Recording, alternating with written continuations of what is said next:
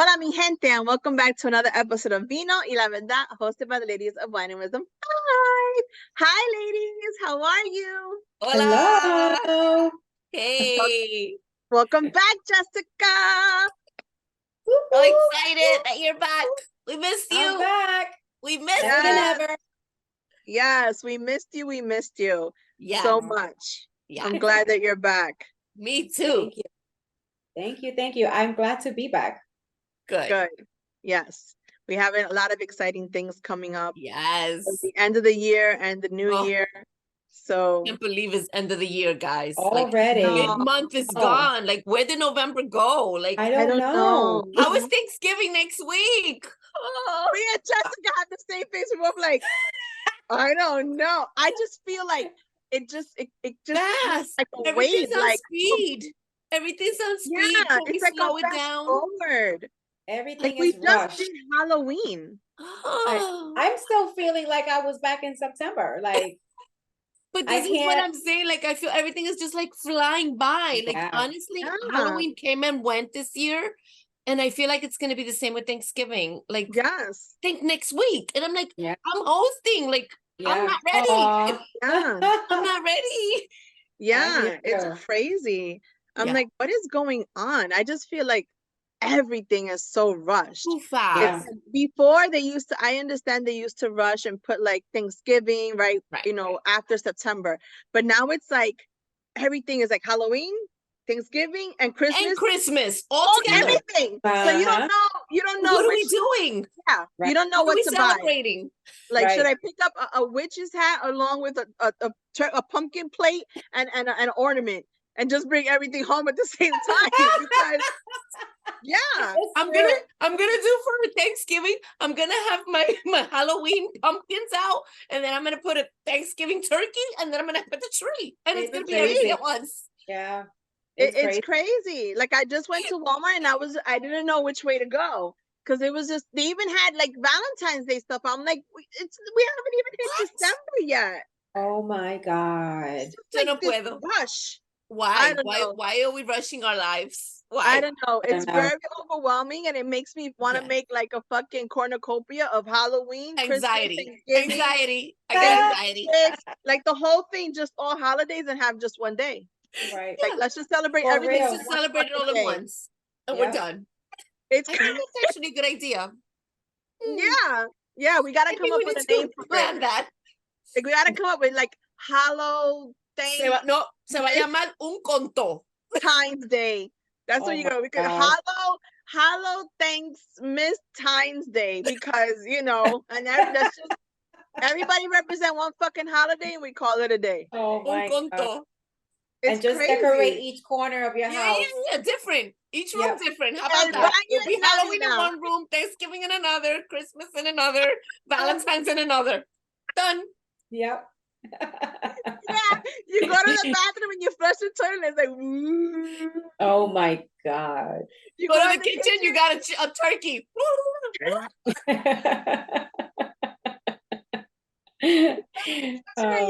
door, the refrigerator is like that. Oh my gosh.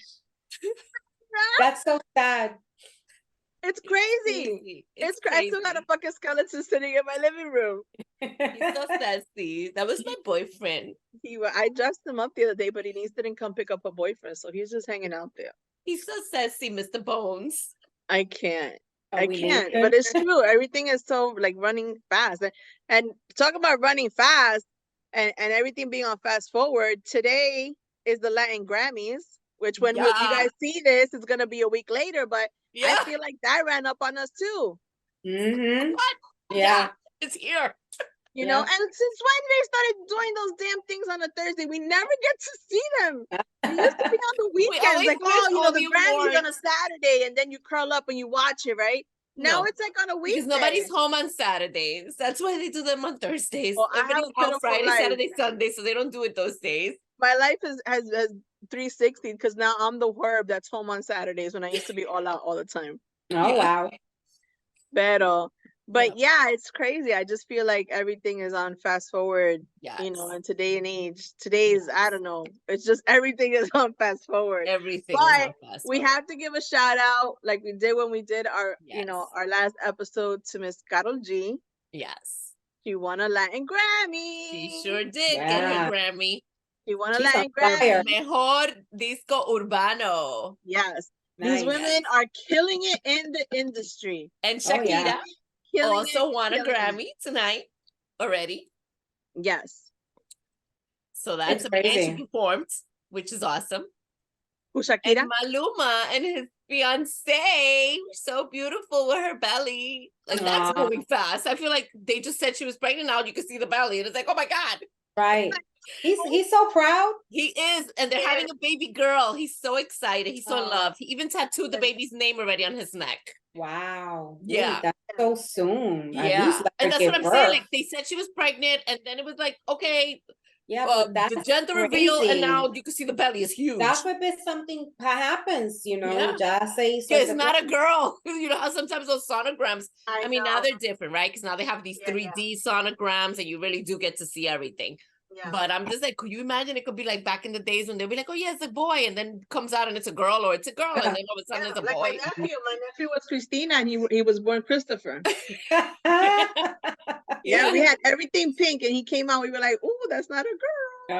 Well, with Deandra, we could have sworn my sister was having a boy. We bought everything blue for her baby shower, like everything, all the gifts, everything was for boy. But she gave birth to this big fat girl.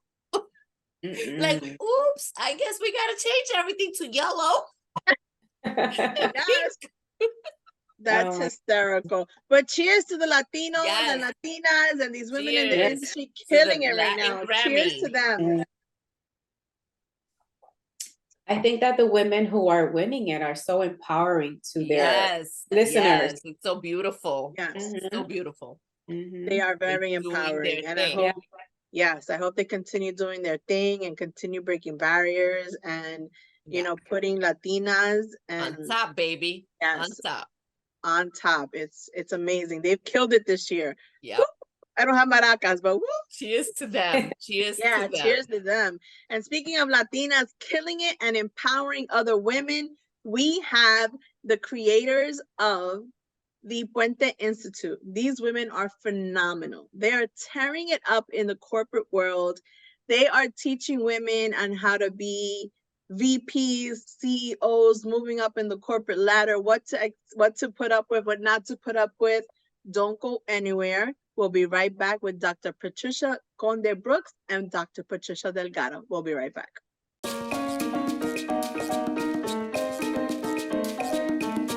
Hey y'all, welcome back. So please let's welcome from El Puente Institute, Dr. Patricia Delgado y Dr. Patricia Conde Brooks. Welcome, guys. Hi, ladies. Hello. Buenas tardes. Las Patricias have arrived. Las Patricia. Patty Square, that's what it's doing. There you go, Patty Square. Patty Square. Cool. I like that. How are you, ladies? It's been a couple of months since the last time we had you on. It has been. We are good. We are working. We're doing our thing at the Institute, exploring different opportunities, and always love to come back to be part of your familia and your sisterhood. Thank you for having us again. This is an honor. We are very honored. I love this. Thank you so much. I've been watching. You guys have been doing your thing. Yeah. You've been putting on conferences. You've been empowering women all over the place, not just in Texas. Yes. You guys have been everywhere. I want to know all about it. Tell me what's going on. Awesome. Yes. Go ahead, Patricia. You start. Let me think. Well, Patty she hits the road. She's on the road again. She did a wonderful presentation in California where we connected with Lenient Latinas. You know, Lenient Latinas, the national organization, and they had their conference in California, and Patty was one of the keynote speakers. And one of the things that Patty did that she had never shared with us Patty, tell them the story about your mom and come on, tell that story. I love that story. So funny. She's so funny. So, you do a keynote speak and you want to be very like authentic, right? And so I talk about my story. And so my mother was a Latina entrepreneur. She had her business for 17 years. It was a children's entertainment company and it was called Party Animals, right? And so I'm a 15-year-old teenager and my mom buys a franchise, Party Animals, and she's like, vamos a trabajar. And I'm like, what am I going to do? So it's a children's entertainment company. So I would have to dress up, right? Like Cinderella and Snow White. And I tell this story, but I shared with everybody my secret talent. And during my time with Party Animals, and by the way, every time people would call, because of course back then there was no like, the technology wasn't as advanced. So people would call and people thought we were an escort service. Oh my God. We're like, it is Party Animals, but it's not that kind of service. Thank you for calling. It was always like that. And my mom would be like, ¿Por qué están hablando de esta cosa? Ay, mama, le digo, just tell them it's a children's entertainment company. So we would literally get about 5 or so calls a week on this escort, thinking maybe we should do an escort service. Wow. That is so funny. But during that time, I learned a secret talent. So I'm a balloon artist. I can make animal balloons. And so I did share my talent in my keynote, and I did a whole flower. And I told them that it's, animal balloons is kind of like our life. We kind of twist and turn, and sometimes it pops and sometimes you have to start again. But in the end, when you run through your journey, you find and you create this beautiful thing. And it was a beautiful balloon flower that I made. And everybody was like, I love that. Love that. Yeah. Cheers I to you. love that analogy. That was great. And we have a video of her, and she's walking and blowing with the little thing she tried to travel to California from Texas with the balloons and the balloon thing, pump and whatever. I said,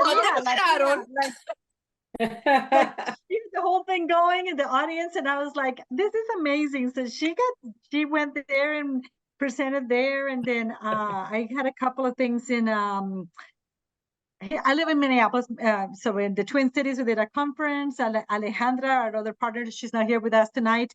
She has done presentations. She actually went up to San Francisco, and then she captures the Austin area, so she does a lot of stuff. So I just feel like Latinas are finally getting the attention that we deserve beyond, beyond our cleavage and whatever it is that, you know what I mean? It's like, finally, like, we have something to say and we want people to hear us. So it's been kind of it's been a really exciting year for us. We're really happy and starting to plan for next year. So yeah, it's been good. That's amazing. And one thing you all have inspired us to do after being on your show, we talked about it, and I'm like, these amazing New York Latinas are together. They're speaking their minds. And so we did start our LinkedIn Live on LinkedIn. Wow. We talked about that the last episode, and we had spoken about that when we were on the phone. Right, oh about my doing God. that. So you all inspired us. Love it. I'm happy for you. Thank you. That's awesome.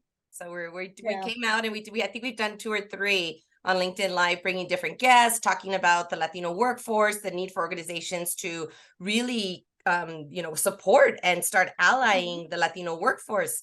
And now we're doing a research study on Latino Gen Z generation with different organizations. And so, a lot of good research is coming out of the Institute. And then we translate it, and we tell leaders, you need to listen to this stuff. Like, this is going to hit your bottom line if you're not already putting your pipeline of Latino workers in there and actually supporting the Latino community. So it's been good. It's been good. Wow. That is so great. I love that. That's inspiring. I'm floored that we inspired you guys to do something like that. Love it. I love it. We were just talking about that in our previous segment, in our introduction, how the Latinas right now in the entertainment industry are killing it. Totally. Killing it. With Karol G and Shakira and just everybody. Like, I feel like Latinos in general this year have stepped up the game and are just wanting to be present. Like, we're here, we're gonna be seen, this is our voice, this is what we got, we're no longer gonna be in the shadows. And for you guys to do that, you're just making it more present for the corporate world, you know, because in the corporate world, we are not seen as much as we should, whether we have the degrees or we have the experience, right? Because a friend of mine says, you know, I have a bachelor's in business, but I have a master's in experience. Right. Yeah. And sometimes the master's in experience gets overlooked, right? Because you're Latina or because you're Afro-Latina or, you know, whatever the case may be. So I love what you guys do for, you know, the corporate world and just empowering women and inspiring women that, you know, they can do more in whatever it is that they want to do. So cheers to you guys. Yeah. Thank you. I was gonna say, you know, it's not just Latinas in general. The corporate world just had a hard time recognizing women. Yes. So Yeah. it's come a There long is way. a shift, a definite shift in the way Latinos, like you said, are showing up. This also in 2024 is our year. It's a voting year, right? So our voices should be louder. Our confidence should be coming. We should be standing in our power. And so we're doing all our best to prepare Latino professionals and Latinas to really know that they have superpowers in their Latinidad. And so we're doing a master class and just really touching people's lives. They're like, one person told us, this is what I was missing in understanding who my full Latino identity and understanding who I am. And so we know that the work we're doing is impacting, and that's really the purpose of why we do what we do. So yeah, it's been cool. Lots of learning about ourselves too. Yes. Yeah, cheers. Yeah. I forget to bring Keep the forgetting wine. your drink. You bought yogurt, so cheers. Comete tu yogurt. Cheers. I mean, when you think about how far we have come, and okay, I just had a big birthday last week. I keep talking about this. Someone told me today, quit talking about your birthday. It's a big one. It was a huge one. Happy birthday! Think about, thank you, gracias. 40th. Yeah, thank you.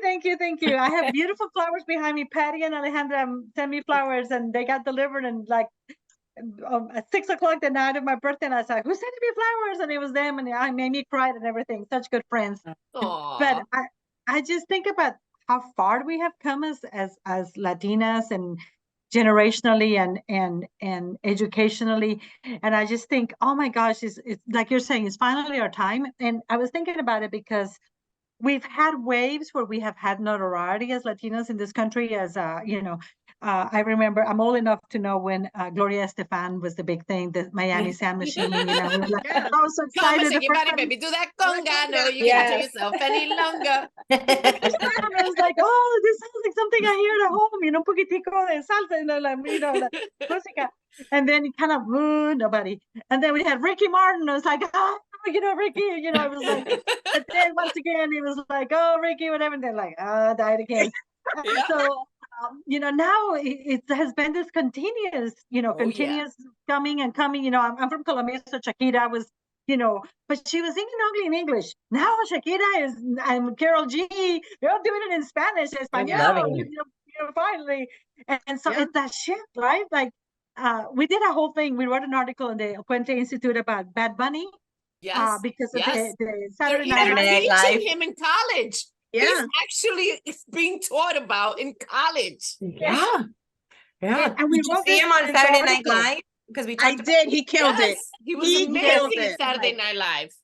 I loved it. My favorite line was when he said, "I'm Bad Bunny and I can do anything." Yep. I was like, you can do whatever you want, puppy. Do whatever you want. It was awesome. He killed it. Owned it. Yeah, we talked about in the article that we wrote for the Puente Institute on LinkedIn about, you know, that being unapologetically Latino where you are, right? Because that's what he shows up. I'm apologetically soy quien soy, you know, take me or leave me. Take it or leave it. Take it or leave it. Yeah, and then we had so many people that liked the article and commented on it and reposted it. And I just think is that like me ven, me siente, yo soy, you know what I mean? That you know, la cultura, la Latinidad is really becoming in depth, and so I don't think it's gonna go boo again. No. I think it's gonna continue. We're not going anywhere. Yes. We're and here the to Barbie stay. movie with America Ferrera and the Barbie movie. Yeah. I mean, there's just so much. So many Latinos and Latinas that are just showing up, and it's been amazing. It's been amazing to see ourselves, right? Yeah. being represented in so many yes. different levels and Yes. things. Yes. And just women of color in general. Right. Right. Yes. Like, I was watching today The View, and the new Marvel movie, right, was just released. And they have Iman, who's oh my God, I believe she's Pakistan. I forgot her. I'm gonna look it up because I don't want to be wrong. And then the other co-star is African American. And these are two women of color representing their culture in the movie, where the girl she plays, you know, herself. She was like, when she was growing up, her grandmother sewed a Marvel costume for her. And when she got the role, she showed the producer, like, look, I've been dreaming about this my entire life. And now she's writing a Marvel comic about her heritage as a superhero in her heritage, which has never been done before. That's amazing. You know, so things are changing, and they're just, you know, it's still not as much as we would like it to be, but you know, women of color and Latinas are being represented. Her name is Iman Balani. And that's what her show on Disney Plus is on Disney Plus is all about. The fact that she's a Muslim, the fact that she's Indian, and her heritage and how she became a superhero. You know, it was a bracelet that was passed down from generation to generation, and she put it on, and she was the chosen one. And then it was crazy how they did it, and it's really cool. And now she's in a blockbuster movie. There you go. And she got the role on this link that somebody sent in WhatsApp that she thought was like fraud, but she did it anyway, and she auditioned on WhatsApp, and she got the role. Wow. It was like the last 3 years of my life. She's like, the last 3 years of my life have been like so crazy. She's like, it's nothing I ever expected to happen. She was like, but I want to represent my culture. And then her co-star, they asked her, like, you know, about her hair, and she was like, no, I want to keep my afro. And they incorporated it into the role. Yeah. You know? So I think that's amazing that, you know, back in the day they would either want them to straighten it or whatever, but I feel that I really do feel that this is our time. Yeah, definitely. And even not even that, with also the Flaming Hot movie, Jose Rodriguez, right? Also, well, now he's Dr. Jose Rodriguez. He became he got an honorary doctor at the astronaut a million miles away. So there are these movies. I saw him at a conference last week, Jose speak. Amazing. And this is a conference where there was probably only like 10 Latinos in the whole conference. And he was the keynote speaker. Amazing. He spent 25 minutes talking about his immigrant past and everything. And we lost my Patricia. Yeah, we did. Immigrant, like his immigrant story. It was beautiful to see him stand there in his power. I think it's the time. It's just our time, and just showcasing all sorts of Latinos from different industries, not just music and film. So it's been amazing. Amazing. And embracing the opportunities that we have in front of us. Right. You exactly. know, taking advantage of opportunities, and, you know, just opening doors for more Latinas and Latinos. So, Patricia, where did you go? She said her internet went down. Ahorita viene. Ahorita viene. You know, it's funny talking about like how we're showing up for different things. This past weekend I spent the weekend with my mom and sometime with my sister as well, and we represented a lot for our culture in our country, for the Dominican Republic. It was the first time in history that they played two Dominican baseball league, two top champions from Dominican Republic came to New York and played at Citi Field. It's never been heard of. It was their first time ever here, all of those players, and we really made a big stand. Like, it was 90,000 people that showed up over the weekend, Dominicans, let's say, to represent, you know, for the Dominican Republic, and show that we're just not the bodega owners, that we're not just the hair salon owners, that we're not just the cleaning lady or the babysitters, that we are baseball, that we do have a big freaking stand in this country, you know, because this is where most of the Dominicans are. It is in New York. And it was just so amazing. And then that was Friday night. I went to the game because the game was Friday night, Saturday night, and Sunday night. And so it was the North against the South of the Dominican Republic. Basically, I'm from the North, which is El Cibao, Santiago, and our team won the championship. We beat them all 3 games. We swiped them. So, because they were talking so much jazz about us, because they were 23 times champions, and we were only 22-time champions. So now we made 23 times champion, but whatever. And then on Saturday night, we took my mom to see 2 big comedians from the Dominican Republic. Okay. That were also celebrating their 3 decades of humor. And that was a big thing. And that was 2,000 plus people at Lehman Theater.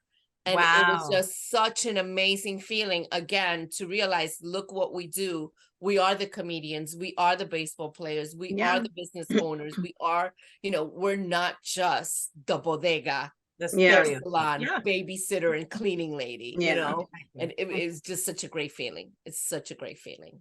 That's awesome. Yeah. I think the stereotypes, we see it in the Institute when we're working, like people are working off the stereotypes that have been in place, right? Even our non-Latino allies or non-Latinos just working off these stereotypes. I'm in El Paso, so we're right next to the border. So they're like, are there immigrants running around? And I'm like, no, there's not. I mean, there's, the city is fairly safe and everything is fine. But they automatically assume so many different assumptions. And we see it in some of our, speaking to corporate leaders, that's what they lead with. And it's like, no, there's more to us than just what has been portrayed. And so definitely a year, 2024, of rewriting scripts, not only in our own communities, right, but also in the way that they're viewing us. Yes. And also us kind of unpacking these narratives and expectations that we have on each other as a community. Yes. And so we've been doing this masterclass with some of our groups, and we're talking about like the guilt. ¿Qué va a decir la gente? Like these influential narratives that come through and prevent us sometimes from making decisions or doing something maybe out of the ordinary. And so now it's how do we unpack all of that as a community and heal from different wounds, right? And be able to move forward with poder and continue handling the challenges that are coming to us. But, for Latinas, the guilt is, also, oh my God, I feel guilty because I'm going to a conference and leading my kids. ¿Qué va a decir la gente? Because I'm saying this or doing that. Right. So much that goes into all of our cultural, just what we call in the Institute, cultural drivers, our values that hold us. Yeah. The fear, right? The fear of the que dirán, o que van a pensar, o que van a decir, because that's what was incorporated into us, right? Niña buena. Ay, tienes que Yo fui niña buena. Tienes que cuidar a los niños, tienes que limpiar, tienes que cocinar, tienes que atender al esposo. Jessica's face. Jessica's like, esos días se acabaron. Long time ago. I'm at a point where I really never really cared what anyone had to say. Although my mom was, mira que la vecina te está velando. Right. Mira que me dijeron aquí. Mira que I never cared. Like, who cares?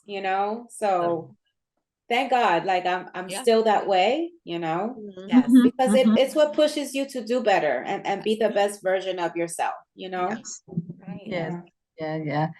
One other thing we've been kind of noticing as we do the classes and do coaching with the people that participate in the classes is this intergenerational friction that's happening because of we have like the Latina embrismo, nuevo manerismo, levels of education, navigating to cultures, but then sometimes you go back home and you're supposed to still be la niña calladita, you know what I mean? Or we heard a lot about Alejandra, who she lives in Austin, but her family's in Monterrey, Mexico. And so she goes back and forth quite a bit in Mexico. And it's amazing because here we have a college educated doctor. She has a doctorate degree for a generation and she goes, as soon as I go back to Mexico, mi papá me dice niña, whatever. And you go back to like, somebody can say like niña, and you're like back to this. And so some of it's family and some of it is in the workforce in places where we had Patty had a company, a small in El Paso, where the owners were Latinos and old school Latino, and now the new generation Latinos are coming in, and there's that friction of respeto and and the expectations. And so even within our own community, we're starting to feel that rub and that I think it's going to be interesting to see how this plays. I mean, I know it's going to have to change, but it's interesting how it's going to be some managing of those cultural clashes. Even though we all share the same culture, many things that we have in similar is how do we approach that and what that intergenerational change is going to be. So we've been doing a lot of research, talking to, I work at a university, so I get to spend most of my day between 18 and 22-year-olds. I say that's my sweet spot, 18 to 20-year-olds. I've been working with them forever. And just looking at the Z generation Latinos and how they are really different from the millennials and the Generation X and certainly boomers, and just what they're expecting when the places they go to work, what they want from what they're doing, and how they're so hypercultural. And by that I mean they don't ever have to choose ni de aquí ni de allá. Right. They're just de aquí y de allá in a way. Kind of Bad Bunny-ish. Yeah. Right. Yeah. So it's really interesting to hear them say what they want, what do they expect, what do they value. And I mean, and I think some of it is because of COVID, right? We were all affected, but this is a generation that really perhaps is looking at things in a much, much different way because of what happened. And but it's still very proud to be Latino. So like I said, it's not fading. People are thinking, oh, what are you third generation Latino? What if you were this and that? And we're like, no. They're still having Latinidad. It just looks un sabor diferente. El sazón is a little bit different, different herbs in there, you know. But it's there. But it's there. Sazón. I go like, it's still going to be flavorful, and it's just I'm trying to understand it about others, and so they're going to be 30% of the working force are the Z generation Latinos, and so it's really going to be changing what places to go to work looks like and who your supervisor might be. I'm saying, like, if you have una jefa Latina, she'll take care of you, la madre de todos los pollitos. Yeah. But boy, she gets proud of you. It's gonna be like, it's just a whole different way of, and so learning it's been interesting to see it in the research. So you know, I was talking with a friend and her husband who works at a car dealership, and I'm hearing her husband. He's the one that works in the car dealership. He's complaining, and his boss is a Latina. Wow. And he's like, no sabe lo que ella hace. You know, like he's like fed up, but I'm like, that's interesting. Yeah. It's funny because I don't want to sound, like a Debbie Downer, but when I got hired at Paramount, I was so excited because all of my higher ups are all women. Oh. So my VP is a woman, my director is a woman, the manager is a woman, my supervisory level I'm a woman, so it's like the chain of command is all women. And I was like, oh, women empowerment, it's all women and all the high positions or whatever. And I'm like, maybe sometimes it's not good to have women in high power places. Too many women. Too many women in supervisory positions, and all, for the except of the VP, all women of color, right? Oh. One is Ecuadorian, I'm Puerto Rican, and then my VP, no, I'm lying. So the VP's boss, she's white, and then my VP, she's Colombian, and then my director is Ecuadorian, and then the manager is African American, and then I'm Puerto Rican. Wow. So I was like, oh, this is gonna be. Yeah, but then you have 5 strong alpha personalities. Right. And it's like, rah, rah, rah. And I'm like,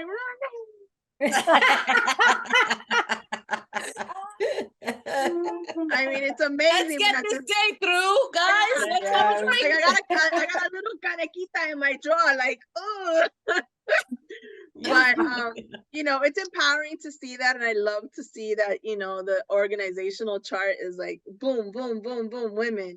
But then at the same time, it's like, strong personalities, but then if we didn't have those strong personalities, we wouldn't be able to fight our way to get into those positions. Right. So it's kind of But like in cases like that is where we need to learn how to work together. Right. exactly. And not feel like we're competing against one another. Right. Instead of helping each other grow and succeed, it's like we go against each other, and that's where it goes wrong. And that's where it goes wrong. So that's where I have my caneca and I just stay quiet and I'm like, You just get through it. And I I do inside your suit, inside your jacket. Yeah, Yeah. The envidia is definitely, even amongst Latinos, the envidia is real. I blame it on telenovelas. Yeah. You know, for the Latinas. I don't know about like other women of color and how we all mesh or what's going on there, but yeah, if we're not gonna figure out how to work together, like Jessica said, then how are we gonna stand united against the males? Exactly. Even then, the males. But if we work together, we can continue to grow. And some people don't make that association. And it's funny, I saw a post, I don't remember if it was yesterday, the day before yesterday on social media, where it said, instead of us trying to compete with each other, let's work together. And we can be so much stronger together. Instead of each having a small piece of the pie, if we work together, now we have a bigger piece of the pie. And it's so true. It's so true. United, we're so much more powerful. That's true. I think sadly some of that competition or that envidia comes from a scarcity, because when you have been exposed to having little, when you finally get it, your instinct is to hoard it, right? And to hoard the power. And actually there's here I go being the academic. The research in the data deja mi Patricia quieta, no me la moleste. The queen bee of the having the power, right? Think about the bee colony, and then you got the one queen bee that has to be, and then there's research around leadership and women of color of that being that queen bee woman, that you want to keep that position because you want to protect it, because it took you a long time to get there, and you don't want nobody else to come around and get your and that's because you weren't that scarcity, because it was never as abundant to you and as offered for your community. So we talk a lot about that, about doing away with the scarcity mindset, right? Like there's enough for all of us to go around. And that's one of that. I mean, we've had a really good year, and I don't want to bring us down, but hey, I can, so I'll go get some wine. But one of the things that we have seen is that really trying to get support from others. We've had way more support from Latinas than we had from Latinos.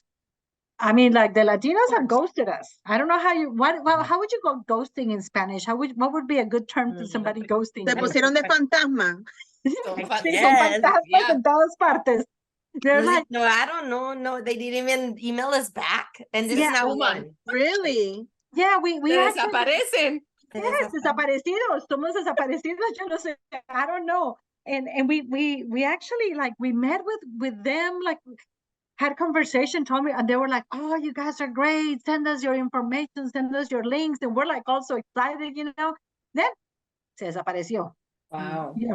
The fantasma, we're going to have to create some kind of words or something. But then we've had way more support from Latinas, really, all over the country. And they're really, not all Latinas, but most of them are like, you guys, like, you didn't have to.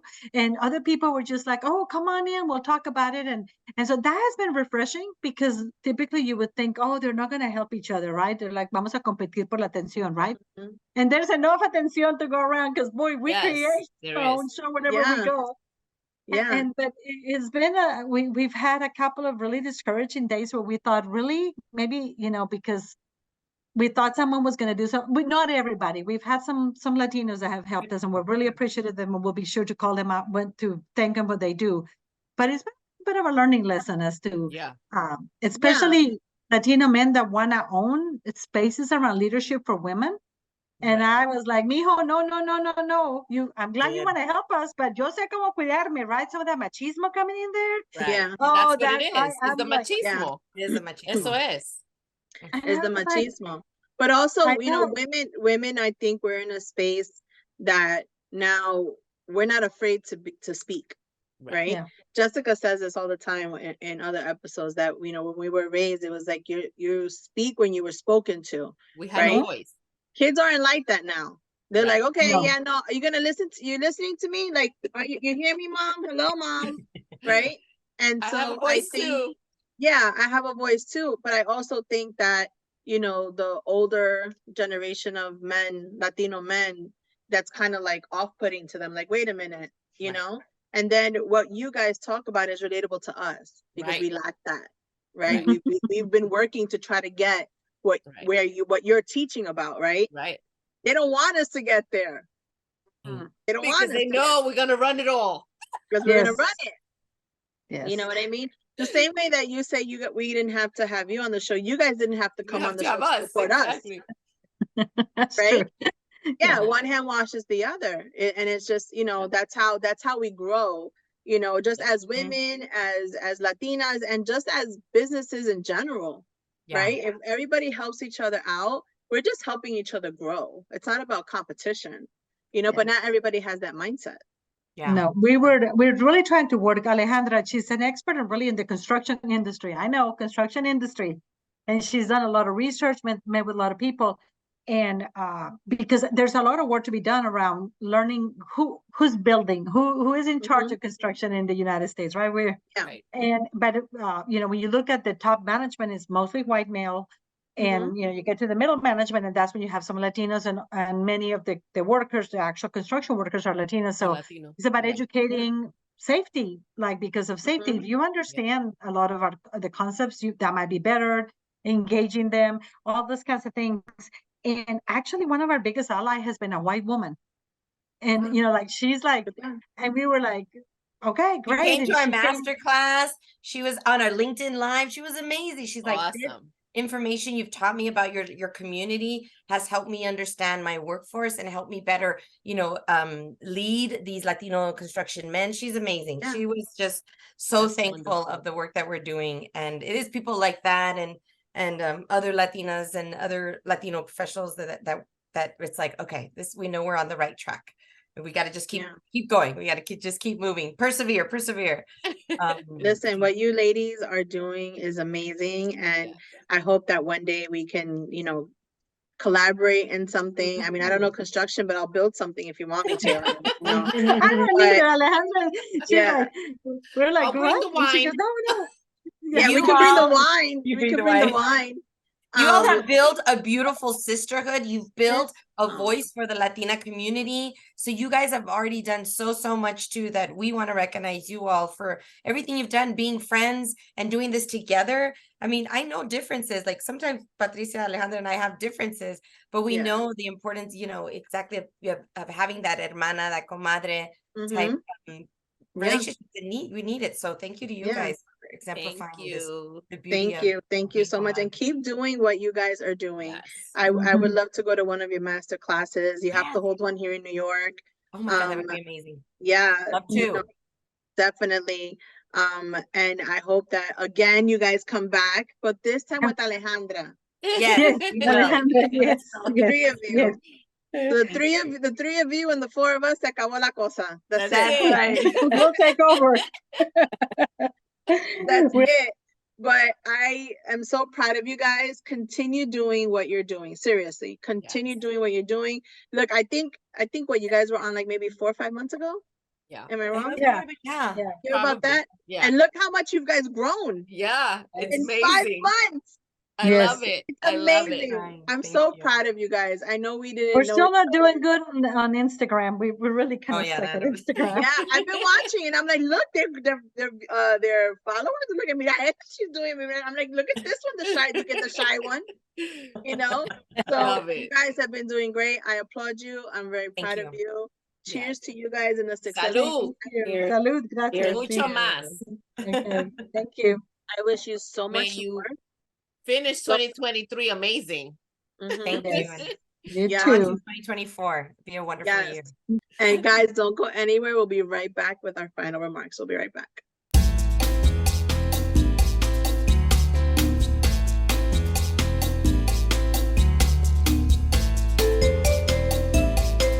Welcome back, guys. So guys, I had so much fun with these ladies. I feel like every time they come back, they're a little like more like riled up and they're ready to go and start a whole new empowering parade. Yes. I think they're amazing. The energy was so great tonight. It really was. They are very empowering. They'd be proud. They've been growing, you know, in 5 months. So and they're doing amazing things. Like they're really doing amazing things. Yes. I love their message and what they're about. They're about, you know, empowering, educating, collaborating, you know, and so humble. They're so humble about it. Yes. You know, I love what their message is, and I would love to attend one of their conferences. I mean, one of their workshops, just to see, you know, if they're like this on just Zoom. Imagine their energy in a room full of women. Yeah. Definitely. I think they're amazing. So thank you, Patricia and Patricia. Yes. From a Puente Institute, check out their website. Their website is actually thebridgifygroup.com. If you're in Texas or any of the general areas that they're in doing their workshops, and I would say check it out. It's going to be informative, educational, empowering. These women are amazing. They literally are changing it for Latinas. So check it out. And we're trying to rush because we want to finish the Latin Grammys, but that's not going to happen. So, but guys, thank you so much for watching our show. Tune in next week when we have Diana, the owner of the jewelry company called Vadavas.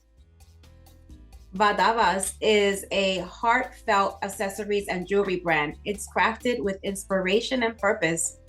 Designed by Diana and her children, each piece is meticulously handmade by single moms in the comfort of their own homes, spanning from Aruba to Colombia. So join us Wednesday as we sit down with Diana and her children to discuss the success and the meaning behind all of their handcrafted jewelry. I love that. Tune in and listen to us on Apple Podcasts, Spotify, Amazon Music, and Google Podcasts. And follow us on Instagram, Facebook, and Twitter at Wine and Wisdom 5.